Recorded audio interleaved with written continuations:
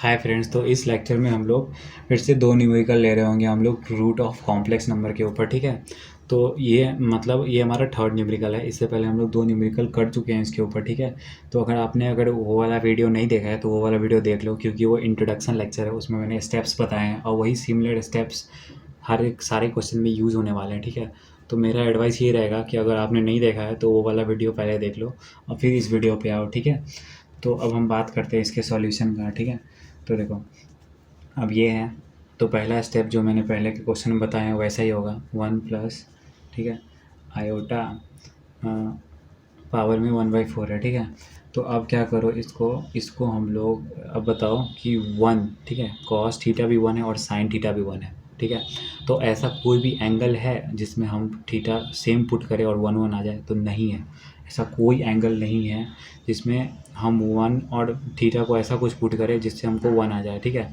अगर हम बात करें तो हमारा साइन 91 आता है, तो हमारा कॉस 01 आता है। ठीक है, तो सेम तो एंगल नहीं हो पाता है। ठीक है, तो उसके लिए थोड़ा सा इसमें रिनोवेट करेंगे हम इसको क्वेश्चन को। ठीक है, कुछ खास नहीं कर रहा हूँ मैं। ठीक है, देखो मैं क्या कर रहा हूँ कि 1/√2 लिख देता हूँ अंदर में और इसको 1/√2 लिख देता हूँ। ठीक है, तो कॉस 45 डिग्री और साइन 45 डिग्री। ठीक है, 45 डिग्री ऐसा एक एंगल है जिसमें दोनों सेम आ जाता है। ठीक है, तो मैं क्या करता हूँ, दोनों को क्या करता हूँ मैं 1/√2 से डिवाइड कर देता हूँ और फिर आयोटा जो है ना, आयोटा इंटू 1/√2। ठीक है, √2 से दोनों में डिवाइड कर दिया। ठीक है, अब डिवाइड किया है तो ऐसे हवा में अचानक से किसी इक्वेशन में वो √2 नहीं डाल सकते हैं। ठीक है, तो बाहर में क्या करते हैं ना, अब ऊपर में भी मान लो मैंने √2 से मल्टीप्लाई किया, तो बाहर जब कॉमन लेंगे तो आप पावर में 1/4 है ना, तो इसको लिख देंगे कि √2 के पावर 1/4 बाहर से मल्टीप्लाई किया है, ताकि जब इसको हम अंदर भेजें तो ये √2 को हटा दें और हमारा सेम क्वेश्चन बेसिक दिखे। ठीक है, तो उससे कुछ फ़र्क नहीं पड़ेगा क्वेश्चन को। ठीक है,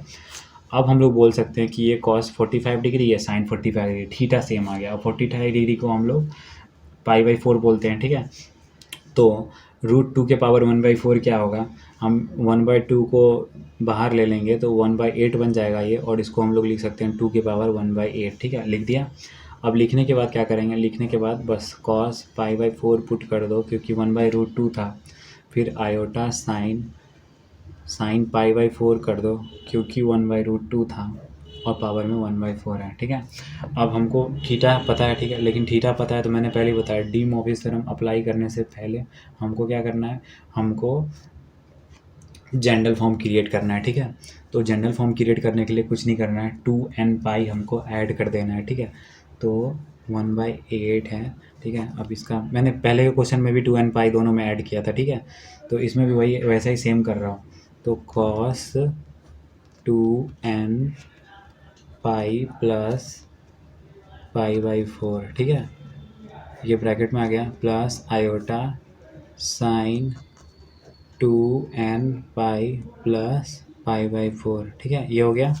अब ये हो गया, इसको अब बॉक्स में डाला। ठीक है, और इसके पावर में क्या है हमारा, इसके पावर में हमारा 1/4। ठीक है, अब इसका एलसीएम ले लेते हैं, ये 4 2 8 और ये 4 2 8। ठीक है, और पाई तो पाई रहेगा, तो देखो क्या होगा हमारा, तो पाई दोनों में है। ठीक है, दोनों में है तो बाहर कॉमन ले रहा हूँ मैं। ठीक है, तो 2 की पावर 1/8 है हमारा। ठीक है, और ये ब्रैकेट में हो गया, और कॉस 8n + 1/4 और बाहर पाई कॉमन आ गया। ठीक है, प्लस आयोटा साइन 8n + 1/4 और बाहर क्या हो गया, पाई आ गया। ठीक है, अब पावर में क्या है, 1/4। ठीक है, अब हम लोग बिल्कुल तैयार है, इसको जनरल फॉर्म में कन्वर्ट कर दिया। अब बिल्कुल तैयार है हम लोग डी मोविस थ्योरम अप्लाई करने के लिए। ठीक है, तो बाई डी मोविस थ्योरम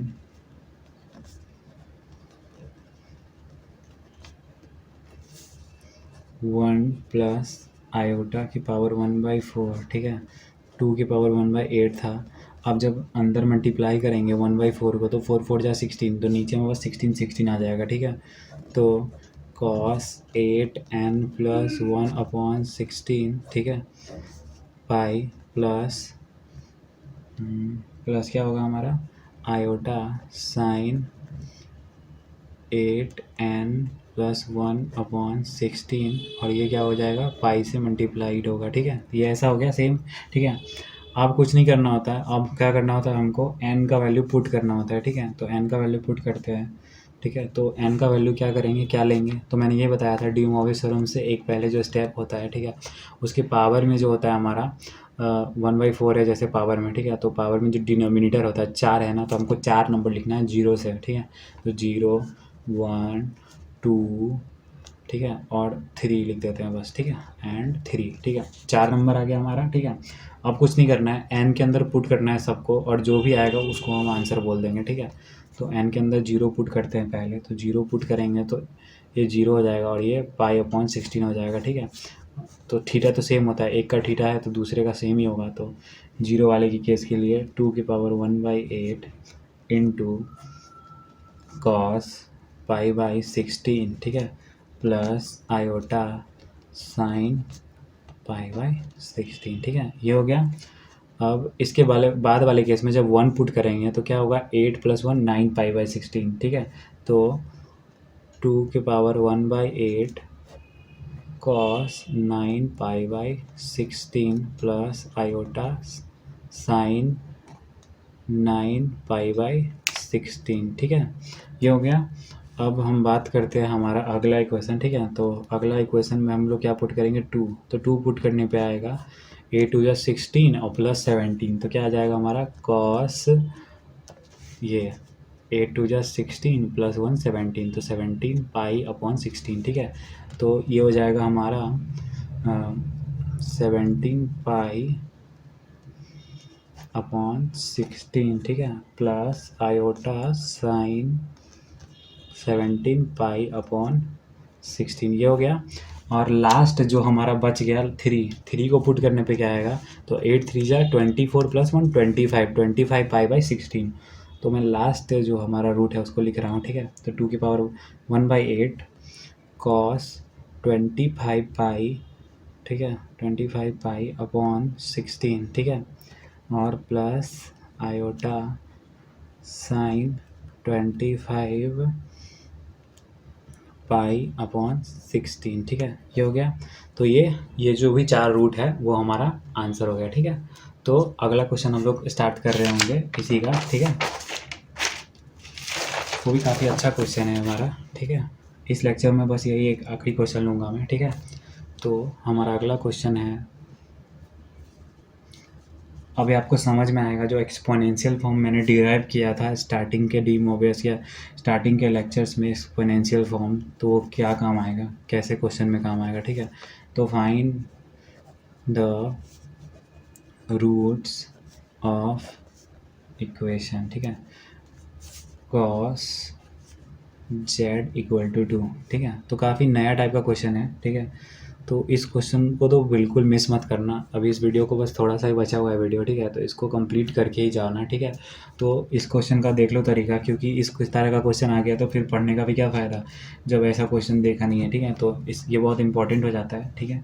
तो देखो अब क्या है, cos z = 2 है, ठीक है। और मैंने कई बार प्रूफ कराया आपको कि cos x जो है उसको हम लोग एक्सपोनेंशियल फॉर्म में e⁻iota x plus e⁻−iota x लिख सकते हैं। स्टार्टिंग के लेक्चर्स में देखो मैंने प्रूफ कराया, ठीक है।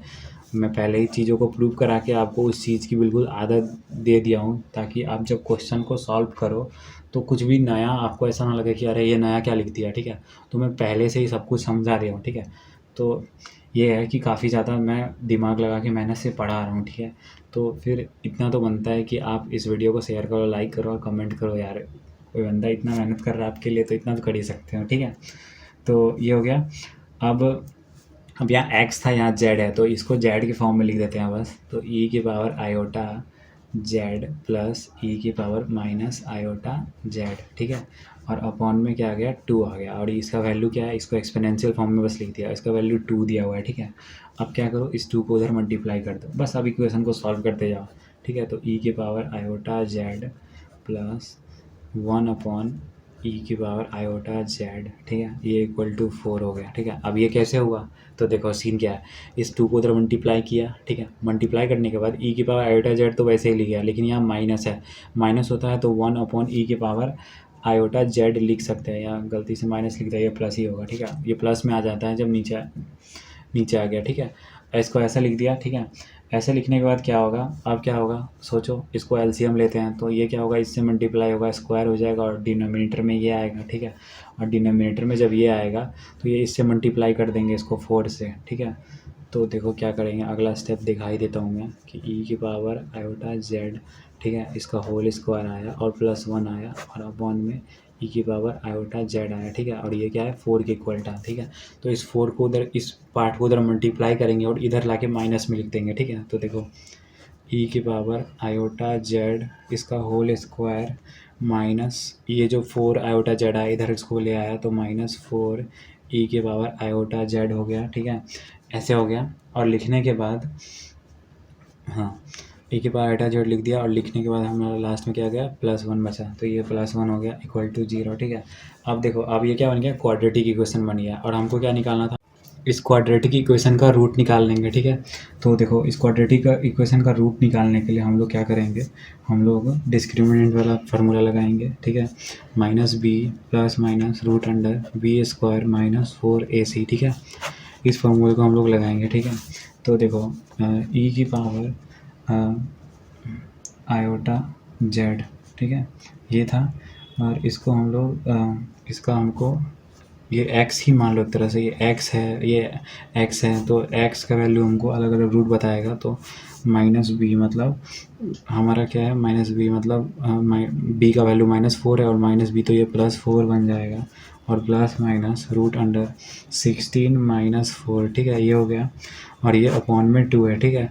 और इसको जब कैलकुलेट करेंगे -4 करेंगे तो देखो हमारा क्या होगा, एक तो हमारा 4 बाहर आ जाएगा और अंदर √3 रह जाएगा, ठीक है। ये बेसिक कैलकुलेशन है, वो आप कर लोगे, ठीक है। तो मैं डायरेक्ट लिख रहा हूँ, तो 2√3/2 ये हो गया।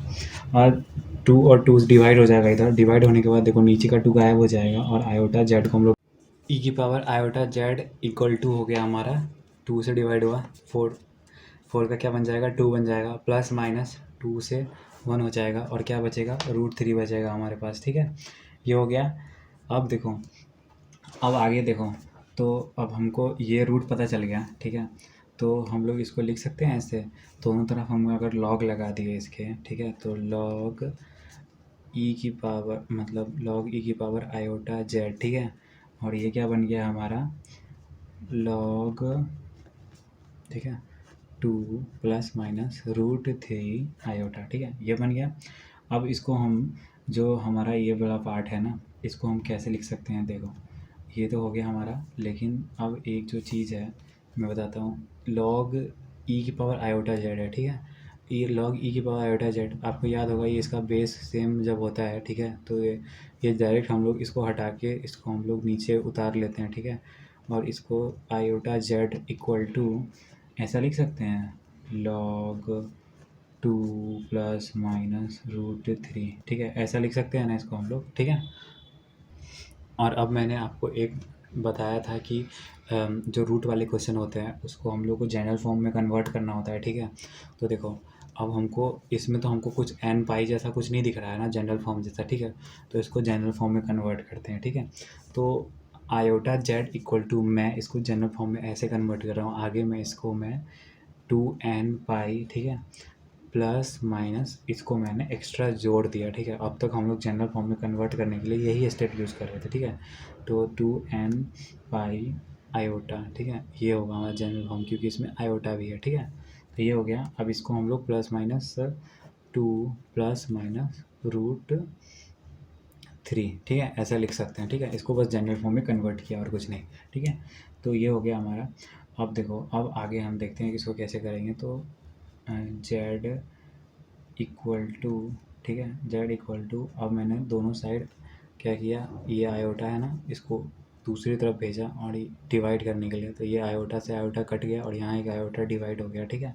तो 2n पाई प्लस माइनस, ठीक है, 1 अपॉन आयोटा हो जाएगा और ये हो गया हमारा लॉग 2 प्लस माइनस √3, ये हो गया हमारा, ठीक है। अब देखो ध्यान से देखो कि अब मैं क्या करने वाला हूँ, ठीक है। ये प्लस माइनस में से एक माइनस कॉमन ले लूँगा मैं, ठीक है। तो ये माइनस का प्लस हो जाएगा और ये प्लस का माइनस हो जाएगा और माइनस का प्लस हो जाएगा, और ये -1 जो आएगा उसको मैं आयोटा स्क्वायर लिख सकता हूँ। देखना अगला स्टेप देखना, इसमें से मैं माइनस कैसे कॉमन लेता हूँ और क्या होता है, ठीक है।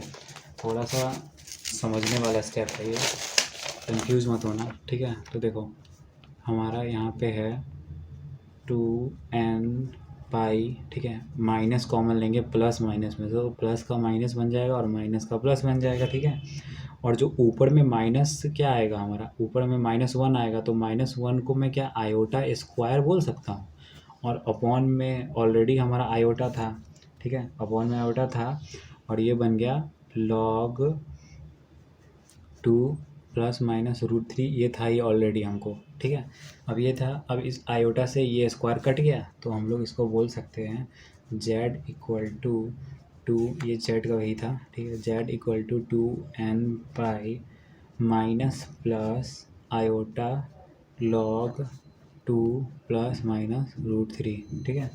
तो हम बोल सकते हैं कि फाइनली ये हमारा आंसर हो गया, ठीक है।